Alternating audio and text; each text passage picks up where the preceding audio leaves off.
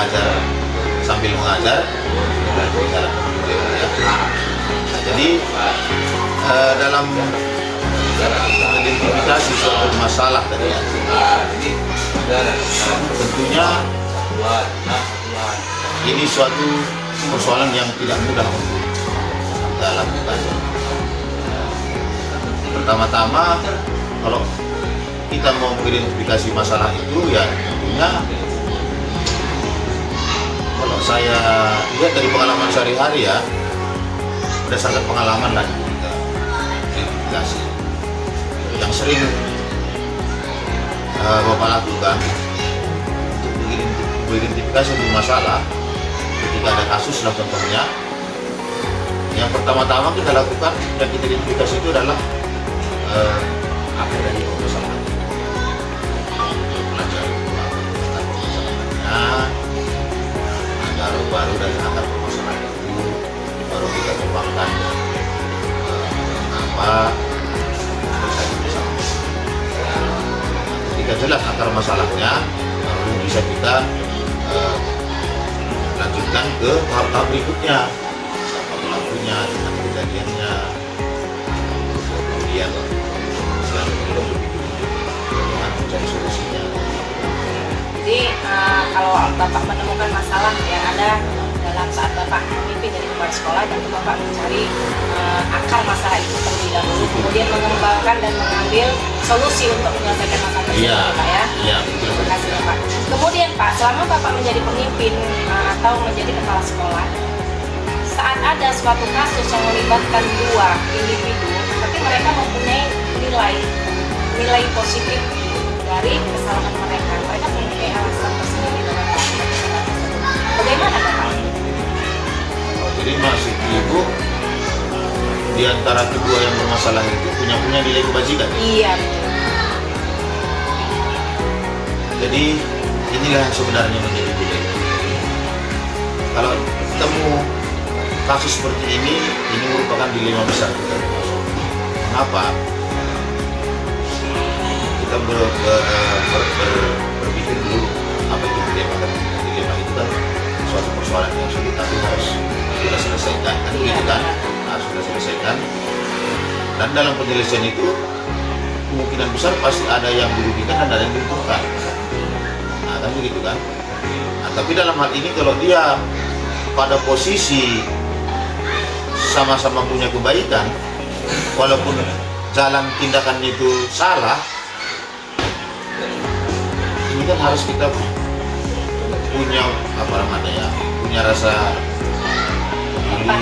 empati, punya peri kemanusiaan. Kita bayangkan apa kalau diri kita seperti dia, ketika kita nggak disayang dengan baik, apakah kita nggak sedih kan gitu. Nah, jadi itu saya rasa kita mengambil keputusannya, kita kembali ke hati dulu kita. Hati, karena kalau dia dalam sama-sama posisi baik, berarti kan tujuannya baik, walaupun prosedurnya mungkin tidak sesuai dengan peraturan. Contohnya seperti ini, di sekolah ini ya, ada guru yang sakit menangis.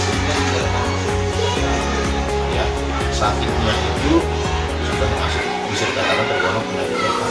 Kronis ya? Iya, kronis. Wajib makan obat setiap hari. Kalau tidak makan obat, dia bisa pingsan, bisa tiba-tiba drop.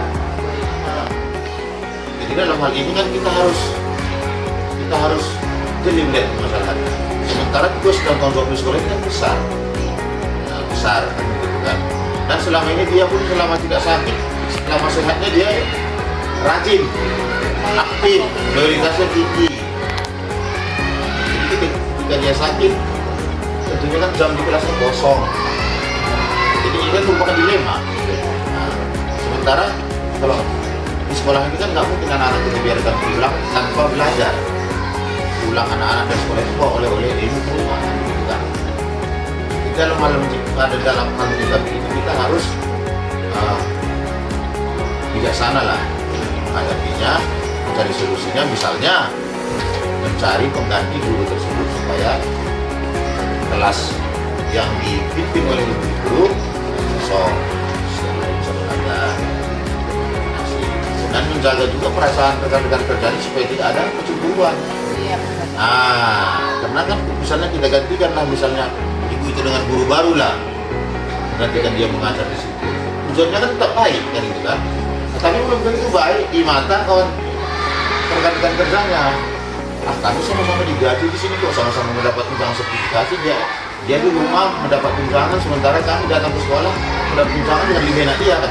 Jadi di sini lah timbul dilema tadi. Nanti Bapak dilema keadilan dan rasa kasihan ya Pak ya? Iya. Nah, jadi dalam kecemburuan ini harus kita mampu meminimalisir bagaimana supaya kecemburuan rekan kerja tidak meningkat. Tentunya kita selalu berkomunikasi. Ya, jadi tentunya kita harus berkomunikasi selalu dengan pihak yang dicemburui, pihak yang cemburu, dan ketika guru yang sakit tadi sudah mulai sehat, kita akan berkoordinasi, berkonsultasi supaya dia mengadakan komunikasi dengan kawan-kawan sekolah. Iya, kalau ada komunikasinya di antara berdua, saya rasa tingkat untuk kecemburuan tadi bisa berkurang, akhirnya bisa berjalan proses Ramadan di sekolah. Baik Pak, langkah apa saja yang Bapak lakukan saat Bapak menghadapi dilema rasa keadilan dan rasa kasihan tadi? Langkah seperti apa? Kalau langkah yang pertama, ya yang sudah pernah saya lakukan ya, mengadakan pendekatan kepada guru yang sakit lah sebenarnya tadi, mengadakan pendekatan bagaimana supaya dia sakitnya bisa sembuh, dia istirahatnya bisa terjaga, pekerjaannya di sekolah pun bisa terlaksana dengan baik. Jadi ya kita mengadakan pendekatan agar punya saling pengertian dengan kawan-kawannya yang mengajar di sekolah, yang bisa mengertikan ya misalnya tidak merasa badannya agak sehat, ayo sama-sama sarapan kita yuk. Contohnya. Ya, di sini ada dua paradigma yang Bapak ambil ya, dari rasa keadilan dan kasihan, kemudian dari jangka pendek dan jangka panjang. Iya. Bapaknya nanti depannya bagaimana, dan seterusnya bagaimana nanti hubungan antara guru dengan guru tadi, dan bagaimana proses pembelajaran itu dapat terus berlangsung seperti yang kita harapkan gitu ya Pak ya. Iya, jadi tidak terganggu belajar di sekolah, terus situasi antara guru dengan guru pun kondusif. Kemudian Pak, dari hal-hal atau langkah-langkah yang sudah Bapak kerjakan tadi, kira-kira apa saja yang sudah Bapak rasa efektif yang Bapak terapkan dari langkah-langkah itu? Memang kalau dari segi efektivitasnya ya, sebenarnya kepala sekolah itu sebenarnya harus bisa menjadi role model.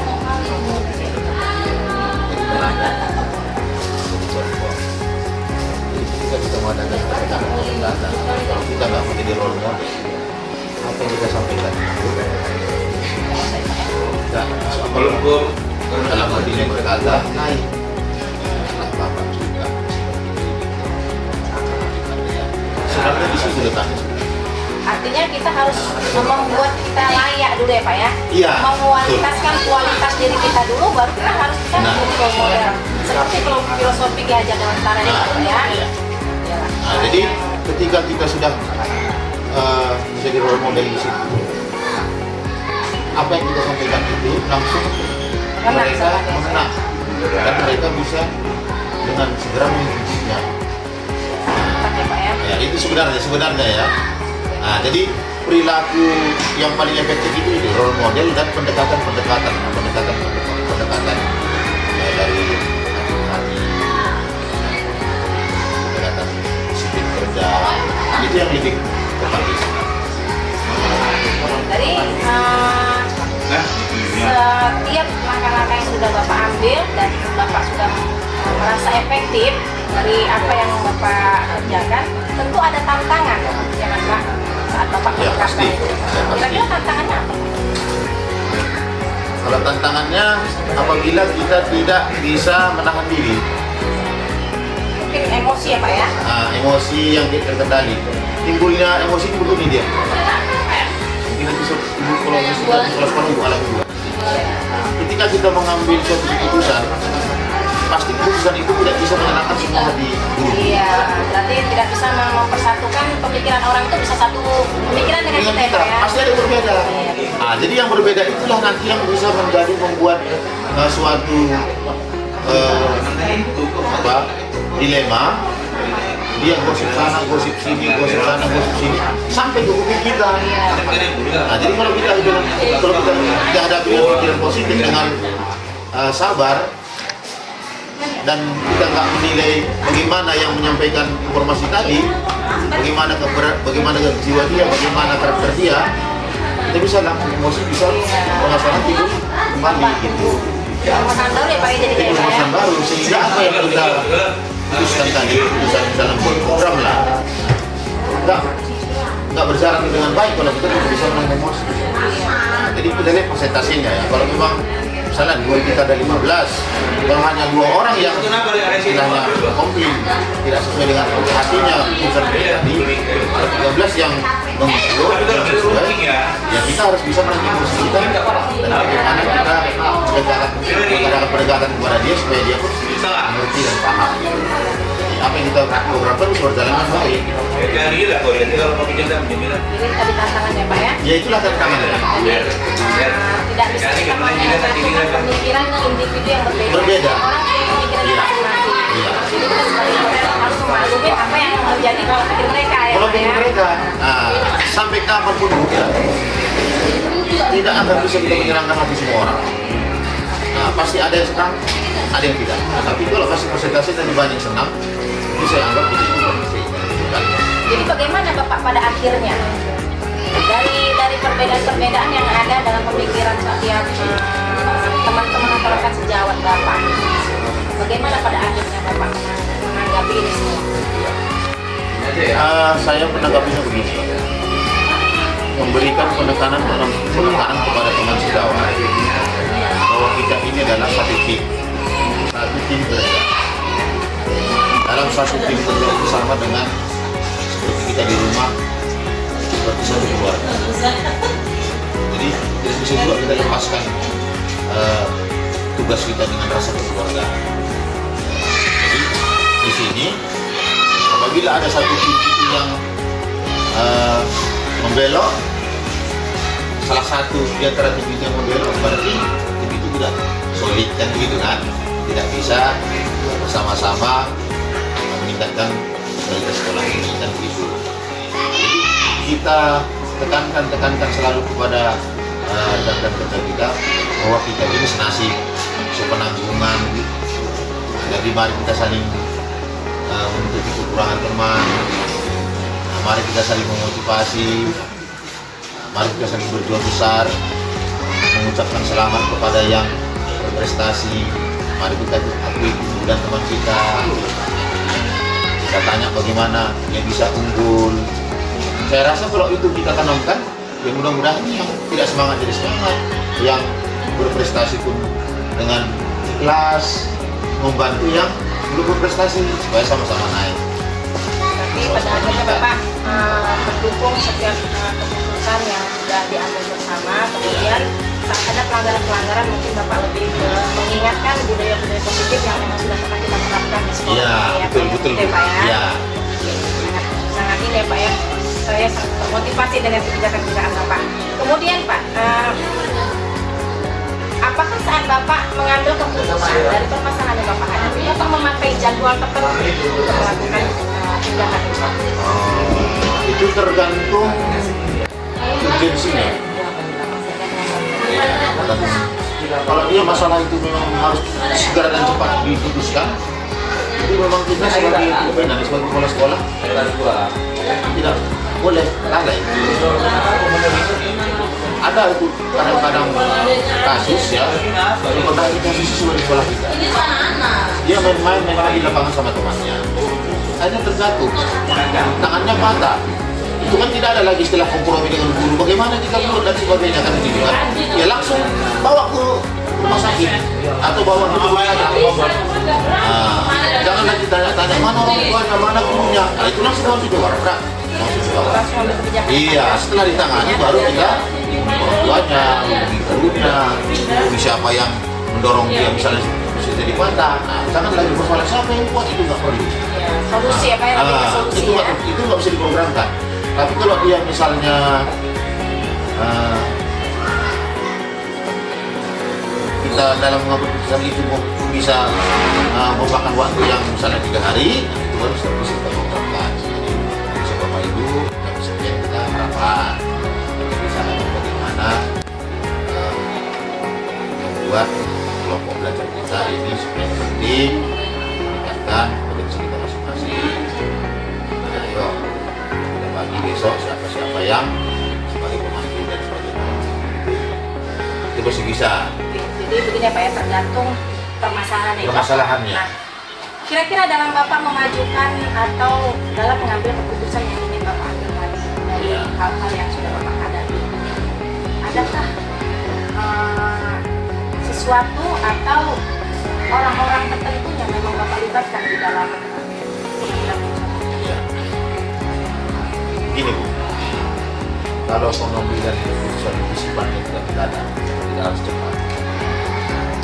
Saya sebelum mengadakan rapat misalnya memilih keputusan. Jadi yang saya berangkat misalnya, saya memanggil guru yang saya undang bisa memberikan masukan kepada saya dengan baik. Saya panggil dan saya juga memberikan dia. Dan sana saya tidak bagaimana sebelum tamu rapatnya, sebelum buat rapat. Saya panggil 1-2 orang yang saya anggap punya potensi ya Pak ya, melihat potensi orang tersebut ya, sampaikan di publik ya. Iya, bisa bikin positif, tidak maju. Mungkin saya konsultasi dulu dengan dia. Nah, jadi dengan konsultasinya kita dapat masukan dari dia. Masukan itu baru kita bawa dalam konsep kita. Jadi dalam hal ini jangan cepat dulu dia mengambil satu keputusan itu mengurangi jadi kalau bisa ide yang dia dapat dari itu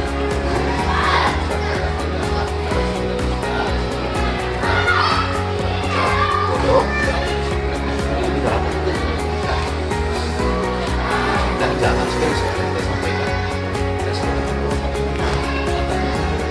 dan itu saya tidak sebagai pemimpin. Iya, walaupun ada dasarnya kita mengambil keputusan, tapi kita lah yang seolah-olah punya buah pikiran itu, kita lah yang merumuskan irama.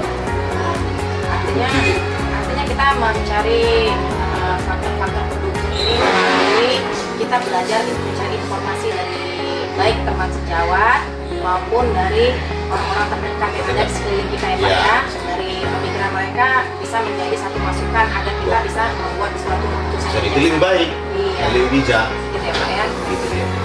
Baik Pak, sangat memotivasi saya dari jawaban-jawaban Bapak yang sangat bijaksana sebagai kepala sekolah. Semoga kedepannya nanti saya bisa mengambil nilai-nilai positif yang sudah ada tadi Bapak sampaikan.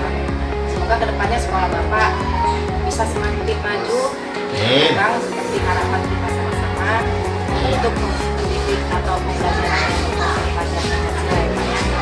Baik Pak, dari awal pembicaraan kita, kira-kira pembelajaran apa yang sudah Bapak dapatkan dari kegiatan wawancara ini? Merefleksi diri kita Pak. Refleksi diri ya.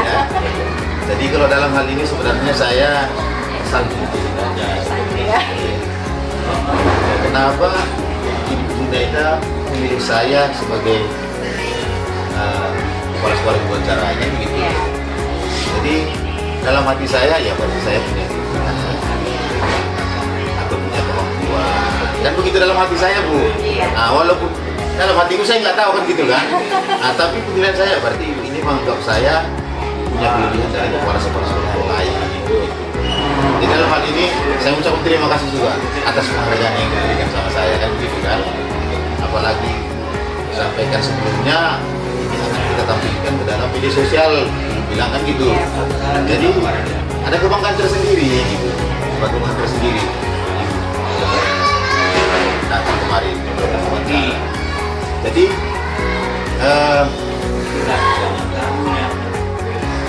setelah itu dilakukan wawancara ini saya juga berpikir begini ya, jadi saya juga harus banyak belajar lebih banyak lagi sih.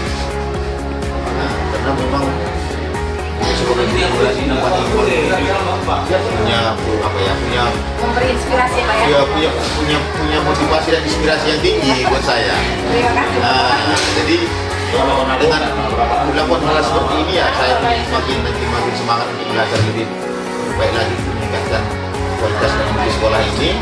Ya, jadi saya harapkan pun ibu dengan pengalaman yang sudah saya berikan itu bisa juga menjadi inspirasi juga untuk bahan bergerak selanjutnya kami cita-cita itu kan juga. Jadi saya harapkan juga selalu sehat-sehat.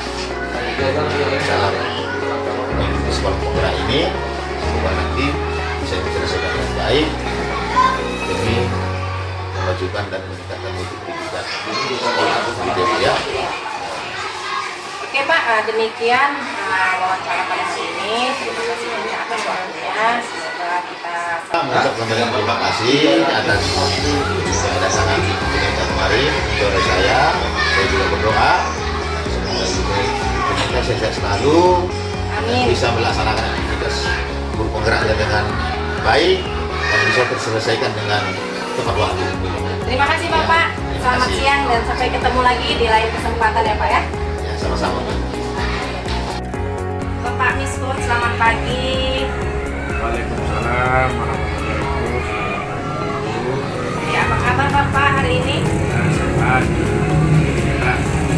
Ya Pak. Nah, di sini saya sengaja berkunjung ke sekolah Bapak atau di kantor Bapak untuk memenuhi tugas saya sebagai calon guru penggerak, memenuhi tugas yaitu modul 3.1 mengenai pengambilan keputusan dan pengambilan. Jadi Pak di sini sebelum kita melakukan wawancara kan ada beberapa pertanyaan yang saya ajukan kepada Bapak. Kira-kira Bapak setuju ya? Ya, bersedia. Jawab yang bisa saya Terima kasih Bapak. Begini Bapak, selama menjadi kepala sekolah, bagaimana Bapak mengidentifikasi sebuah kasus yang merupakan diremehkan atau moral? Baik, terima kasih atas pertanyaannya. Karena etika ini adalah sebuah perbuatan sehingga apa yang saya ambil dari sebuah keputusan, sebuah investigasi kasus yang ada, maka kita harus mengedepankan kepada pendekatan kepada artinya apa? Kita cari dulu apa sebenarnya yang terjadi kepada anak sehingga mereka itu bisa menyebabkan sebuah kesalahan kasus yang dikatakan, karena kita juga perlu melihat bagaimana sebenarnya latar belakang dari kenapa dia selalu berbuat kesalahan, selalu saja melakukannya, karena banyak faktor barangkali yang dihadapi oleh si anak ini. Salah satunya barangkali dari faktor keluarga.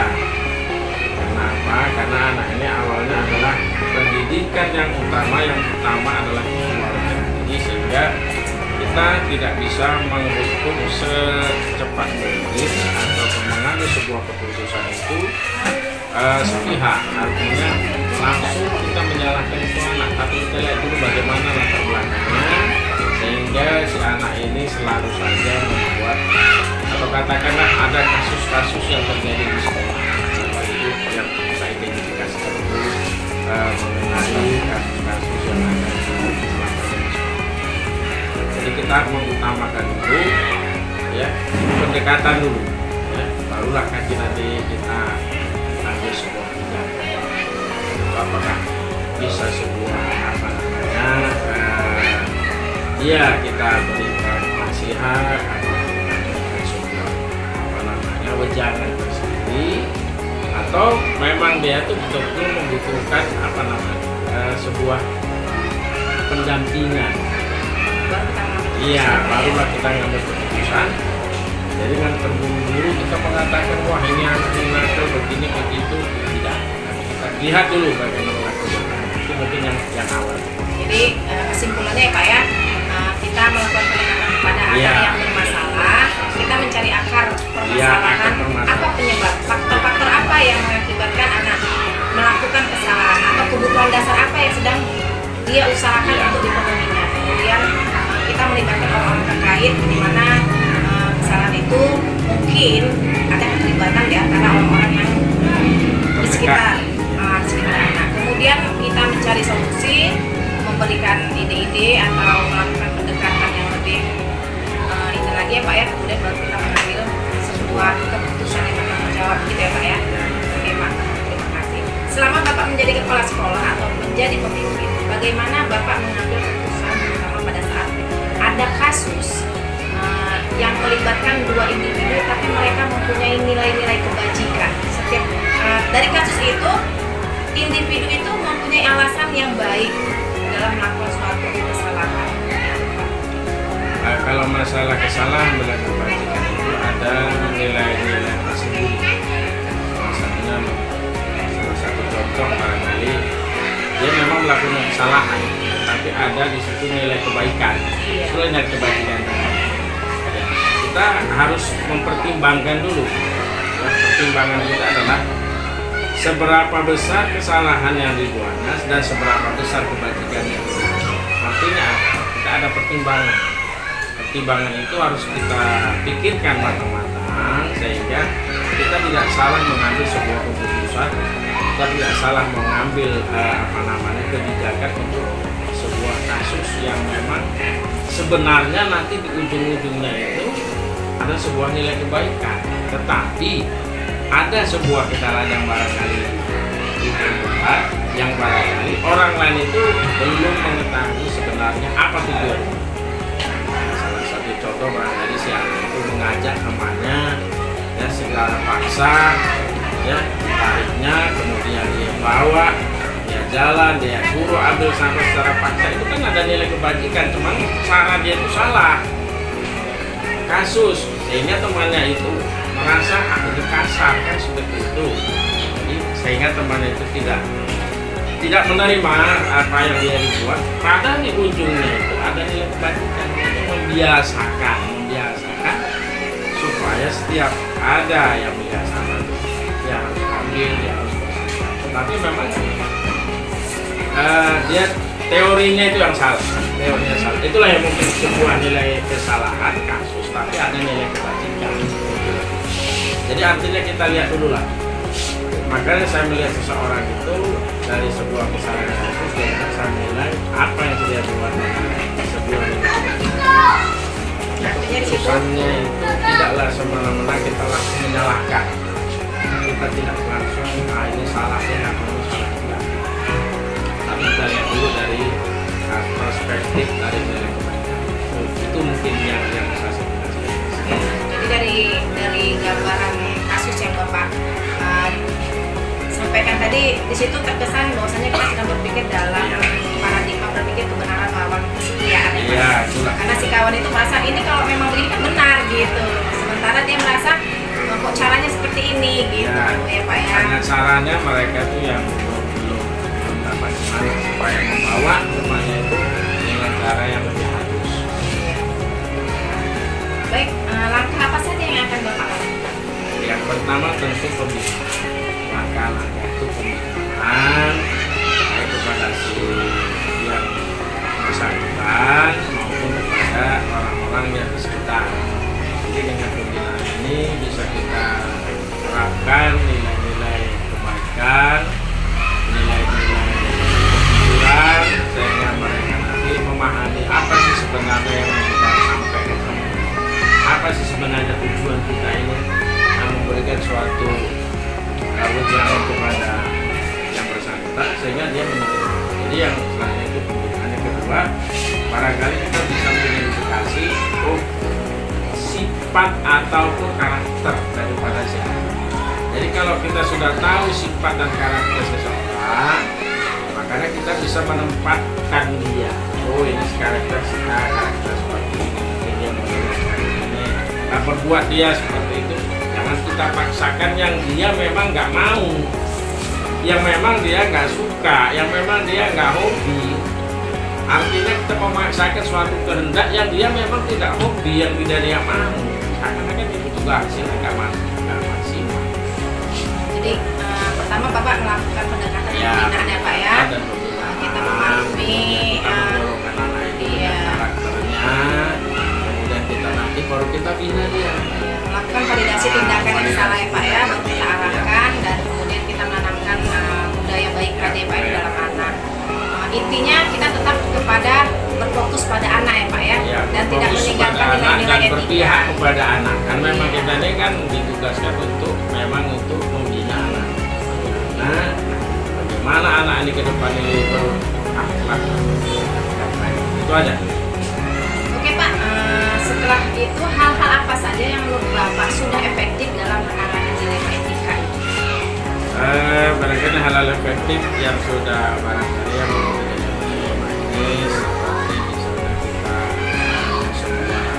secara global ya kita adakan sebuah nama semacam ceramah agama, kemudian kita masukkan nilai-nilai agama supaya anak-anak itu mengerti, bisa memilah dan memilih. Oh, kalau ini yang saya kata ini salah. Oh, ini ucapan yang saya ucapkan ini nggak benar. Jadi kita arahkan. Nah, kasihlah semacam itu ya. Bimbingan rohani sesuai dengan agama yang dianut, sesuai dengan kepercayaan yang dianut, yang mudah diterima oleh orang banyak. Jadi lagi-lagi saya katakan di sini janganlah kita memaksakan sebuah kehendak yang memang anak itu tidak menerima. Siapapun kalau yang nggak menerima suatu kehendak itu pasti nggak. Intinya merdeka ya Pak ya. Ya sesuai dengan apalah kurikulum sekarang ini, kurikulum merdeka, makanya kita itu selalu berpihak kepada anak dan kita juga harus mengetahui karakter anak. Makanya itu ya Pak ya, kita harus memahami karakter anak, berfokus dan mengembangkan apa yang menjadi karakter mereka, menebalkan minat mereka ya Pak ya, sehingga mereka dapat mencapai kebahagiaan mereka sebagai manusia dan individu. Oke Pak, dari langkah-langkah yang sudah Bapak terapkan tadi yang memang sudah efektif, kira-kira tantangan apa yang Bapak hadapi? Kalau tantangan ini banyak, terutama dari si anak-anak itu sendiri. Yang pertama saya tadi awal tadi bahwasanya anak ini dari latar belakang yang tidak sama. Satu, latar belakang yang tidak sama. Kemudian juga dari sebuah prinsip daripada cara pola pikir orang tua juga yang tidak sama. Kenapa saya katakan demikian? Ada sebagian orang tua kalau sudah anaknya disekolahkan di sebuah sekolah itu mutlak dia menyerahkan kepada semua sekolah. Artinya inilah anak saya, tolong dididik dengan baik. Tetapi upaya di rumah itu tidak dilanjutkan, sehingga ini sebuah tantangan sebenarnya. Kita memberikan anak itu yang terbaik di sekolah, ketika di rumah mereka itu dibiarkan, tidak ada nasihat, tidak ada dari orang tua itu membantu yang di rumah untuk supaya anak itu bagaimana dia sudah diajarkan sekolah itu dikembangkan. Nah kemudian tantangan yang kedua itu sedikit agak rumit. Kenapa saya katakan? Setiap anak itu tentu juga kan mempunyai pola pikir yang beda. Ada si anak yang mudah untuk kita kasih nasihat, ada anak yang mudah kita kasih pelajaran, ada yang sulit. Jadi sekarang ini contoh kelas 1 ini ya, adalah si Pakti barangkali yang memang sulit sekali untuk kita kasih bimbingan dia. Ini kita itu merupakan mendampingi dia terus, mendampingi ya bolak-balik keluar kelas. Nah inilah tantangan kita supaya bagaimana kita buat dia ini baik. Ini salah satu. Yang kedua barangkali dari internet kita, barangkali tidak semua dari kita, alhamdulillah kalau kita barangkali dalam bekerja sama semua barangkali ya seolah bisa dijadikan bersama. Jadi tantangan intern dan dari ekstern juga ada. Ekstern itu dari orang tua, intern kita barangkali kita keterbatasan dari sarana yang jadi kita ya terus terang ada di sini kalau kita mempunyai sebuah gedung ataupun kelas tersendiri yang untuk bisa membuat anak mendidik anak-anak ini dan tenaga pendidik yang memang sudah terkhusus itu lebih mudah lagi kita. Memang sekolah SD sekolah dasar ini tidak ada tertolong masalahnya dulu spesifikasinya kepada anak-anak yang berkebutuhan khusus, tetapi itu ada memang yang menangani sendiri sekolah SD ini menunjukkan lagi dengan ada kerjasama yang baik barangkali itu yang bisa saya katakan masalah tantangan. Jadi tadi yang saya kutip ya Pak ya sedikit, saya kutip tadi tantangan itu melalui profil anak, Ya, latar belakang dan masalah orang tua yang kurang ikut mendukung andil dalam meningkatkan kualitas pembelajaran pada anak didik. Kemudian yang kedua tingkat kemampuan atau latar belakang yang tidak sama, beragam. Jadi butuh ekstra bagi guru untuk memahami bagaimana keberagaman ini bisa kita rangkul dengan segala situasi gitu ya Pak ya. Dan kemudian yang ketiga itu perbedaan persepsi antar pendidik. Jadi cara itu tidak perbedaan pemikiran tapi satu tujuan ya Pak ya. Jadi untuk membuat orang untuk menjadi satu tujuan itu suatu tantangan bagi Bapak ya karena kemudian keterbatasan sarana dan prasarana. Semoga saja nanti ke depannya semua ini bisa kita lewati dengan kerjasama yang baik ya Pak. Kemudian pada akhirnya bagaimana Bapak menghadapi? Ya kita hadapilah Dari tantangan ini karena ini ada sebuah tugas kita, ini ada sebuah amanah yang diberikan kita.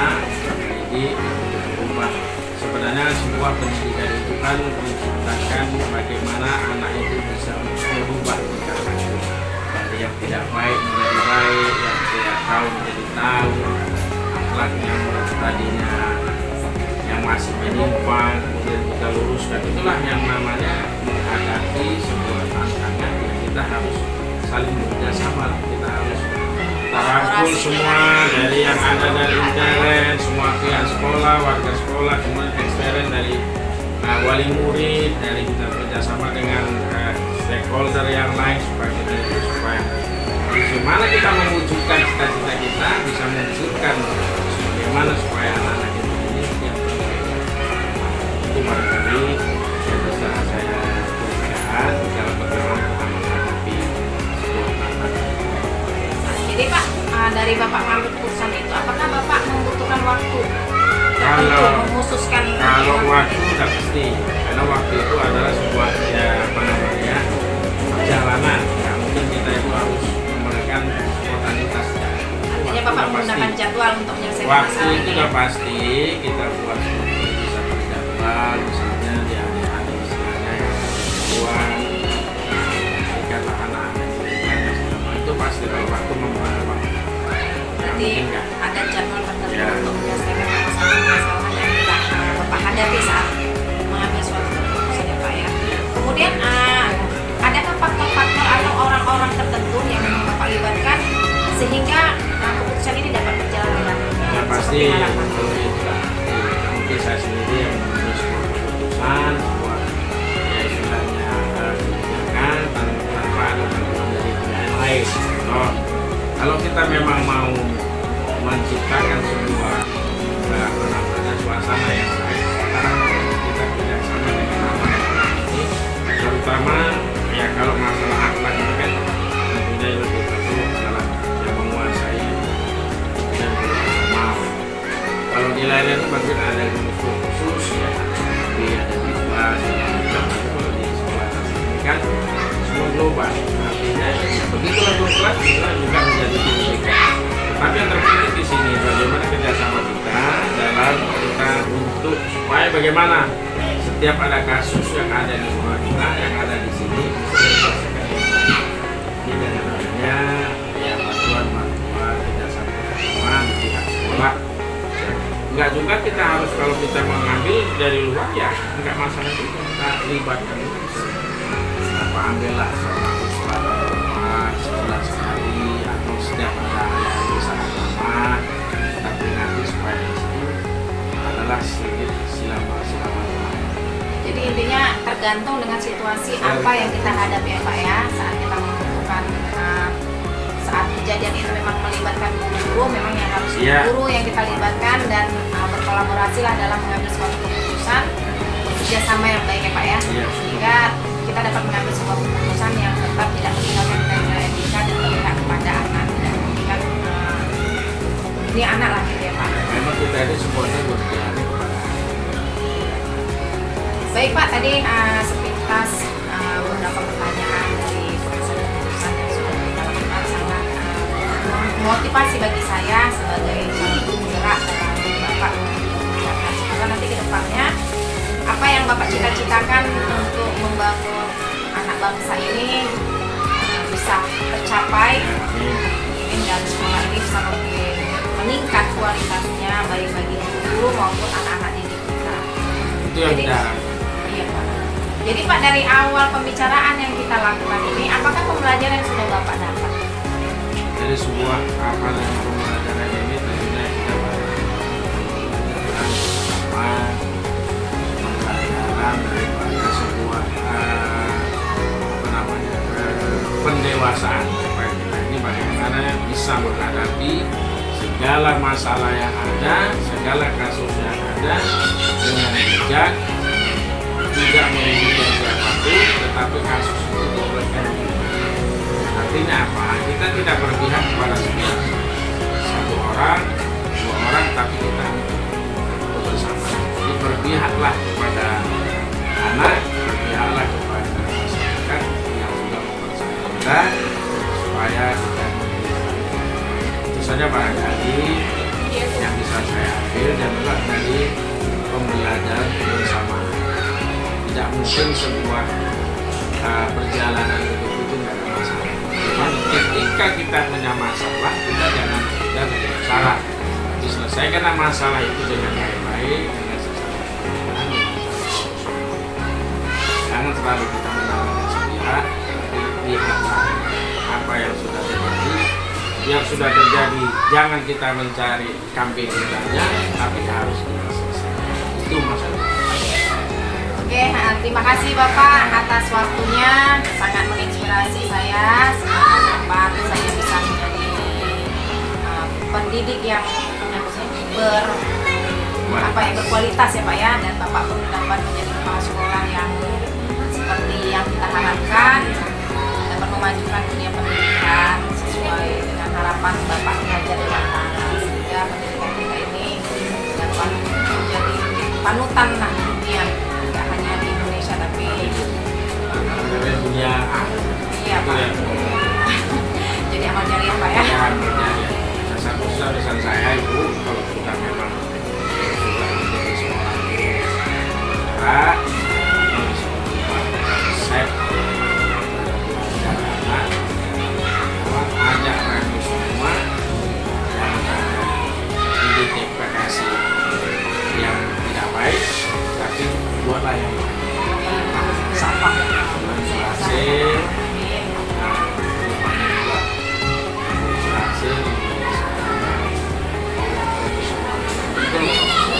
terima kasih banyak ya Pak untuk waktunya. Sampai ketemu di lain kesempatan Bapak. Assalamualaikum Bapak.